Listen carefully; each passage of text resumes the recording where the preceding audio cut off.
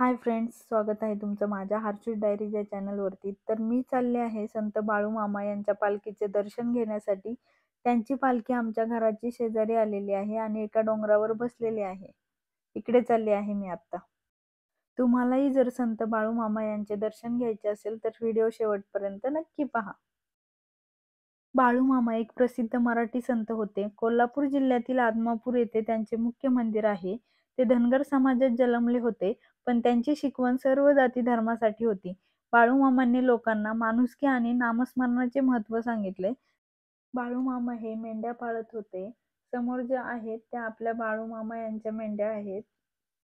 मेंढ्यांची संख्या ही 50,000हून जास्त झालेली आहे आणि त्यांची देखभाल मंदिराची ट्रस्ट करत आहे। मी मेंढ्यांना पूर्ण प्रदक्षिणा मारली आणि त्यांचे दर्शनही घेतले। रोज सकाळी मेंढ्यांना बाळूमामा यांचा भंडारा लावला जातो आणि नंतर त्यांना चरायला सोडले जाते। बाळूमामा यांचे सेवेकरी असं सांगतात की आपण मेंढीच्या कानात आपली इच्छा बोलली तर आपली इच्छा कंप्लीट होते। गावागावातील लोक बाळूमामा यांच्या पालखीला आणि मेंढरांना आपल्या गावात बोलून घेतात आणि तिकडे राहण्यासाठी आणि मेंढरांना चारण्यासाठी जागाही देतात। रोज सकाळी आणि संध्याकाळी बाळूमामा यांची आरती होते आणि त्या आरतीला हजारोच्या संख्येने लोक आलेले असतात। आरती झाल्यानंतर सगळ्यांना प्रसादही भेटतो। बाळूमामा यांचे 40-50 सेवेकरी आहे जे मेंढरा राखण्याचं काम करतात, स्वयंपाक बनवायचं काम करतात, परत देवाची आरती घेण्याचं काम करतात। असे भरपूर सगळे सेवेकरी आहेत। तर हा आहे मोठे मोठे पातेले भरून बनवलेला स्वयंपाक, जो आरती झाल्यानंतर सर्व आलेल्या भक्तांना अन्नदानामध्ये दिला जातो प्रसाद म्हणून। तर हे आहे बाळूमामा यांच्या पालखीतले मंदिर। खूप सुंदर असा देखावा आहे आणि खूप सुंदर अशी बाळूमामांची मूर्तीही तिथे स्थापित केलेली आहे। बाळूमामाच्या मंदिरापर्यंत आपल्याला जाऊन देत नाही, पण बाळूमामांच्या पादुका हे बाहेर ठेवलेल्या आहेत। त्याच्यावर नतमस्तक होऊन आपण दर्शन घेऊ शकतो आणि तिथे भंडाराही लावला जातो। सकाळ संध्याकाळ 2 टाइम बाळूमामा यांची आरती घेतली जाते। तर मी सकाळी गेले होते 9 वाजता आरती घेण्यासाठी, तर आता आरती स्टार्ट होत आहे। बाळूमामा यांच्या आरतीचा मान त्यांच्या सेवेकरी असणाऱ्या भक्तांना आणि जे अन्नदाता आहेत त्यांना दिला जातो।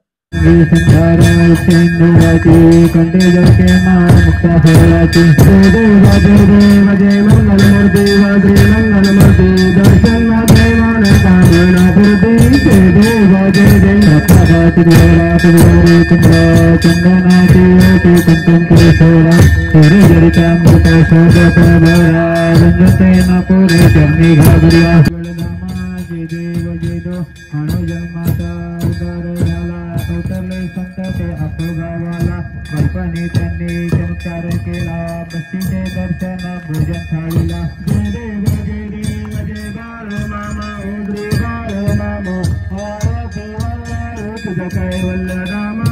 जय देव जय देव डरातीचे उन्हातानात मुख्य प्राण्यावर पार्वतीत नीतीने वागावे कन्याई होत, मताला मामा शासन करीत। जय देव जय देव जय बाळूमामा, ओ श्री बाळूमामा, आरती वाळू तुझं कैवल्य रामा। जय देव जय देव सावी रूपात जोडूत आले, मामाचे त्यांनी सकळ पाहिले, ओघळविरीचे पाणी काजीचा प्रसन्न होणे आशीर्वाद देता। जय देव जय देव जय बाळूमामा, ओ श्री बाळूमामा, आरती वाळू तुझं कैवल्य रामा। जय देव जय देव तिनं दुबळ्याला मामा रक्षिते, निपत्रिकाला मा संतान देते, अनारोग्याला औषध होती, भंडाराचा महिमा वर्णावा किती। जय देव जय देव जय बाळूमामा, ओ श्री बाळूमामा, आरती वाळू तुझं कैवल्य रामा। जय देव जय देव पितालावर मामाची सत्ता, देते वचन आपुल्या भक्ता, आत्मापूर क्षेत्री समाधी घेता, स्वप्नी दर्शन भक्तांना देता। जय देव जय देव जय बाळूमामा, ओ श्री बाळूमामा, आरती वाळू तुझं कैवल्य रामा। जय देव जय देव लोटांगर वनीन चरण डळन पाहिन रूप तुझे, प्रेमे लिंगन अनंत पूजन भगवती मने नमः। तुम्ही हो माता पिता, तुम्ही हो बंधू सखा, तुम्ही सांग भालुरायचं नवन, सांग भालुरायचं नवन, सांग बोला बोला बाळा म्हणजे नवन, सांग गुरु ब्रह्मा गुरुविष्णू गुरुदेव महेश्वरा गुरुसाक्षात् परब्रह्म तस्मै श्री गुरुवे नमः। ओम शांती शांती शांती। बोला बोला बोला माझे नवरे सांग।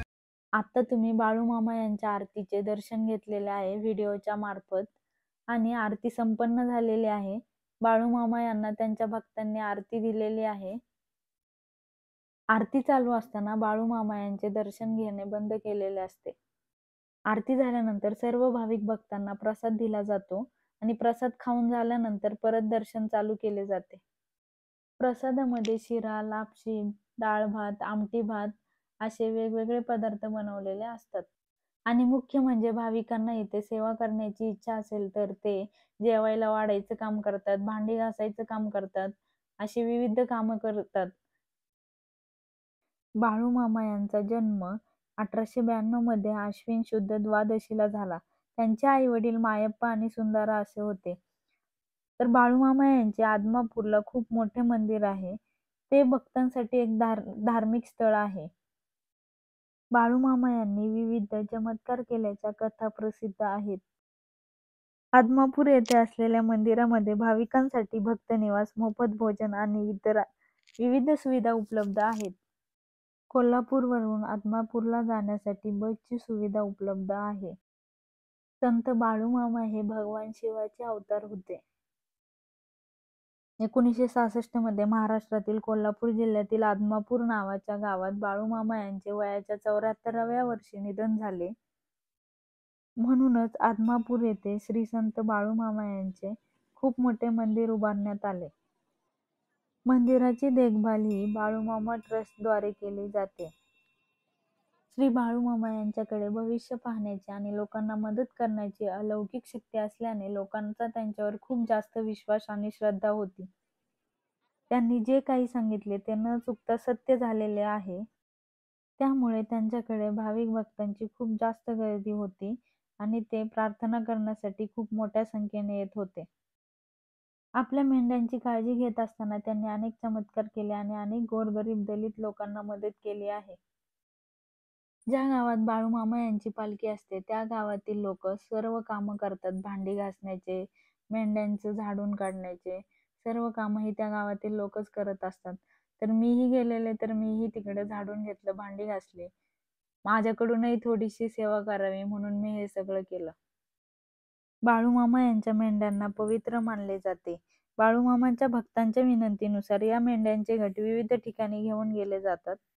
आदमापूर येथे असलेल्या बाळूमामा यांच्या मंदिरात एक मोठा खांब आहे। त्याला जर आपण प्रदक्षिणा घातल्या किंवा त्याला मिठी मारून थांबले तर आपल्यातील पूर्ण निगेटिव्ह एनर्जी बाहेर जाते, असं मी एका व्हिडिओमध्ये पाहिलं आहे। मी कधी आदमापूरला गेलेले नाहीये, पण जर योग आला तर मी नक्की जाईन।